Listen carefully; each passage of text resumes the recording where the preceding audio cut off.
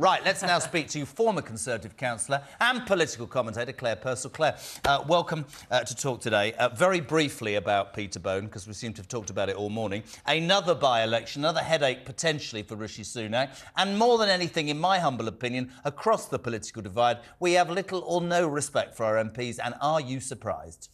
No, I'm not surprised, because the behaviour of some members of Parliament in that place is appalling.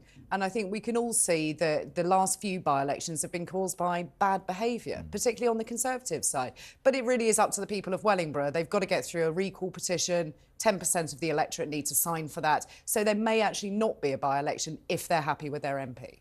Let's move it on to a subject that is seemingly in every newspaper. And Quentin Letts nailed this earlier, I think, about Keir Starmer when he said this won't go away. Starmer facing criticism from his own party over comments about Israel, Gaza. I think, I'll repeat what I said an hour ago. I thought he was impressive. He came out as quickly as Sunak and deplored quite rightly those terrorist attacks by Hamas on the 7th of October. Now facing criticism, and this is a man who's dragged his party from the anti-Semitism past of Corbynites and brought it to a point where I think he's trying to show the British electorate that he's electable. But now, mass resignations, front bench revolt, difficult times. The reality of life for Keir Starmer.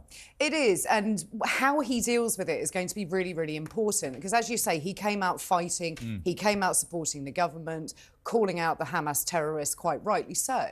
But if he's going to buckle to internal pressure, which is unfortunately what it's looking like at the moment, then you have to conclude that is he suitable for becoming Prime Minister, which is what he wants to do, if he's going to buckle under that pressure internally. So I hope that he would stand strong. This is going to be a real test of his character, a real test of these individuals within his party. Are they going to resign as they keep threatening, or are they just going to go, OK, we'll keep quiet and Does he stand firm? It's a big question, isn't it? It is a big question. But if you were those Labour members, would you not be looking at this could be the next government and I would like to be part of it what a great and question. like to support it, or are you going to go on principle? And I think they need to sort out what their message actually is. Is he buckling to internal pressure, though, or is he simply clarifying a point that he would say was a mistake earlier on when he spoke to Nick Ferrari?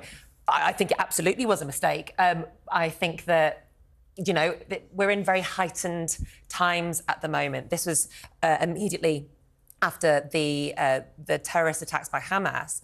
And so, of course, we were looking to our politicians to say we absolutely condemn this and Israel has a right to defend herself. But then when questioned on whether Israel then has a right to turn off water or stop supplying fuel, etc., this is when this internal pressure has come from particularly Muslim MPs, from the Muslim community, and also from British citizens, the majority of whom feel as though there should be humanitarian ceasefires taking place. So do you really think he is buckling, or is he just listening to the people? I think it's buckling, right? To be perfectly honest. When you look around at what's happened, he had to explain himself. He started off so well. He made that mistake of saying that it was right to cut off water and supplies, and then had to clarify it in a great big statement. I think the more you have to explain something, the worse your position gets. Can I make a point which is really interesting, and it's not actually political, but it's not the reality of trying to convince the British people that you are the right person to be Prime Minister. There needs to be a certain degree of strength. I'm going to make decisions that are unpopular. I'm going to stand up to people who disagree with me. We all slag off the people that are successful. Blair was a good example, Thatcher. They basically crushed anybody in their party that disagreed with them. Sure, after 10 years, it came back and bit them. This is a seminal moment for Keir Starmer because he has governed, in my humble opinion, the Labour Party very well since he took over, but everybody's on side. This is the first time this man is facing criticism. Does he crush them? Does he bow to them? Because he's got the British public on one side and he's got, you know, angry members who have a right to a say. And suddenly, as I said, the job ain't that easy, is it? No, it really isn't. And that's what I mean. This is a real test of his character, whether he stays strong to his word.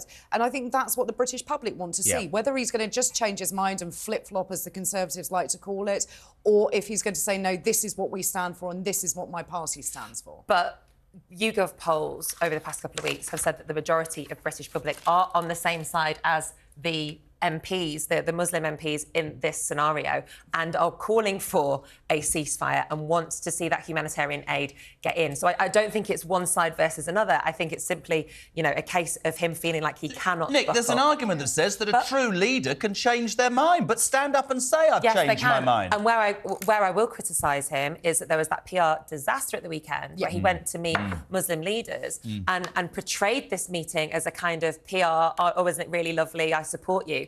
Whereas that was not the feeling of the people present at all, was it? Yeah, and I think that's a failure of the people advising him as well. Sure. So you have to look at the people surrounding you, but he's clever enough, he has been an MP long enough to understand that these kind of messages are complicated and you have to be extremely careful. I'm surprised because he's quite loyally, isn't he? He's not exactly dynamic, as Quentin Letts said, and I would have thought that this is the first time, you talk quite rightly, Nick, about a PR disaster. I think this is the first time he's been caught on the wrong foot. That is not me slagging off Keir Starmer. I have my own thoughts, but I'm trying to do this job correctly. However, it's a very, very interesting moment because the view from the cheap seats is a lot easier than when you're approaching the hot seat, Mr. Starmer. Yeah, absolutely. That's At the reality. End of the day, we're analysing the Leader of the Opposition rather than the Prime Minister, who hasn't actually clarified what his stance is on a ceasefire and on aid. I think we're actually viewing him as a Prime Minister in waiting, and the light is being shone far stronger on him. That's the first time I think that we've ever looked at him, certainly from my side, in that framework. So, completely agree. You know, what he does is really, really important from this. Claire, brilliant. You can come back as well anytime. Thank you very much. So much for joining us.